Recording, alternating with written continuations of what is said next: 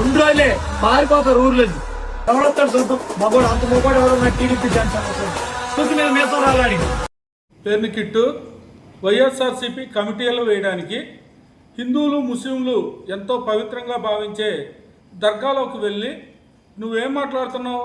2 రోజులు చాలు టీడీపీ జనసేన వాళ్ళు ఊరు వదిలి పారిపోతారా? ఎందుకు పారిపోతారు? ఎవరిని భయపెడుతున్నారు మీరు? మీకులాగా 20,000 మంది నిరుపేదలకి నివాస యోగ్యం కాని ఇళ్ల పట్టాలు ఇచ్చి వారిని లక్షల్లో అప్పులు పాలు చేసినందుకు ప్రజలందరూ తిరగబడితే మీరు ఊరు వదిలి పారిపోతారు. 1,000 కోట్లు ఏమన్నా స్కామ్ చేశామా? జనసేన వాళ్ళు నీతిగా నిజాయితీగా ప్రజల కోసం పోరాడుతున్నారు. వారు ఎందుకు వెళ్ళిపోతారు ఊరు వదిలి? మీరు పారిపోతారు ఊరు వదిలి. ప్రజలందరూ మీరు చేసినవి అన్నీ మనసులో పెట్టుకుని ఉన్నారు. వాళ్ళందరూ ఒక్కసారి తిరగబడితే మీరు ఊరు వదిలి పారిపోతారు. ఎవడున్నాడు అంత మగోడు అంటే? మగతనం అంటే ఏంటి? ఎవరి మగతనాలు వాళ్ళ దగ్గర బాగానే ఉన్నాయి.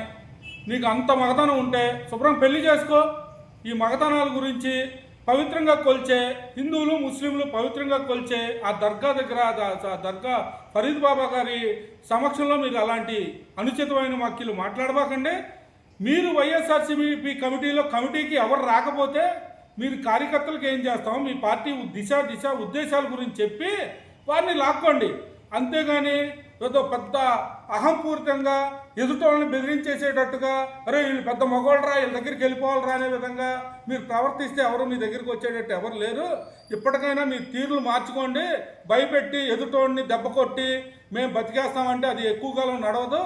ఇప్పటికైనా మీరు ప్రజాస్వామ్యంలో ప్రజాబద్ధంగా నడుచుకోవాలని హితవు పలుకుతూ జై జనసేన.